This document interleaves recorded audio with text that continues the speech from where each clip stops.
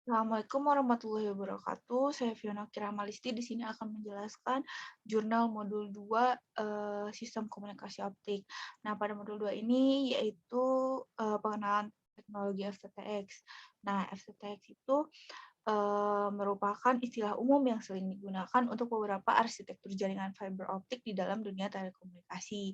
Nah, di dalam FTTX itu ada FTTH, FTTB, FTTC, dan FTTP. Nah, kalau misalkan FTTH itu kan fiber to the home, di mana jaringan kabel fiber optik itu didistribusikan sampai ke rumah atau ke ruang letak terminal berada. Nah, kalau misalkan FTTB, fiber to the building, yaitu didistribusikannya ke gedung komersial atau gedung perkantoran. Nah, itu tuh menggunakan jaringan kabel tembaga. Kemudian yang ketiga ada FTTC atau fiber to the curb, yaitu berada di sekitar 100 feet dari tempat pelanggan. Nah, kalau misalkan FTTP yaitu fiber to premises digunakan untuk istilah penggabungan FTTP dan FTTH. Kemudian, apa sih jaringan FTTH itu? Sebagai arsitektur jaringan optik mulai dari center office atau STO hingga sampai ke perangkat pelanggan. Nah, di FTTH itu ada 4 segmen kalau nggak salah. Segmen A, catuan ke kabel feeder, segmen B, catuan ke kabel distribusi, segmen C ke penggal atau drop, segmen D ke rumah atau gedung. Nah, kemudian ada perangkat active OLT atau optical line termination. Nah, kenapa disebut OLT? Karena perangkat itu berfungsi sebagai titik akhir atau endpoint dari layanan jaringan optik pasif.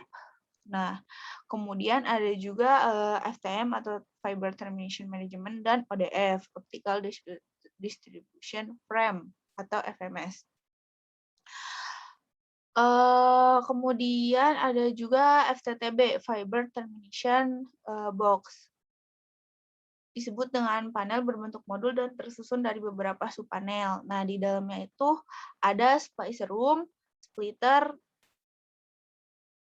Gunanya splicer room itu untuk mengamankan dan melindungi sambungan fiber optik, sedangkan splitter itu untuk membagi jaringan optik tersebut.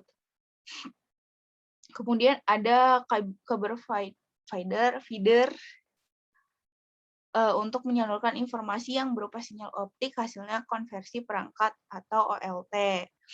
Kemudian ada kabel duct dan kabel aerial.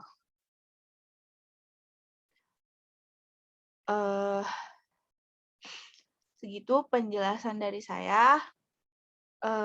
Ada juga kabel ODC yang terakhir, lupa. Perangkat pasif yang diinstalasi di luar STO atau outdoor, dan juga dapat di dalam ruangan atau indoor. Nah, kemudian ada ODP, Optical Distribution Point. Itu juga perangkat pasif yang diinstal di luar STO atau di luar ruangan, bisa juga di dalam ruangan, sebagai titik terminasi kabel, distribusi atau distribusi kabel dengan beberapa saluran. Kapasitasnya bisa 8, 12, 16, 24, dan juga 48. Kemudian ada kabel splitter. Nah, yang tadi kan membagi komunikasi dengan beberapa bagian, ada 1:8, ada 1:16. Kemudian ada kabel drop, merupakan sinyal optik dari ODP ke ONT. Nah, sekian penjelasan dari saya. Mohon maaf apabila ada kekurangan. Wassalamualaikum warahmatullahi wabarakatuh.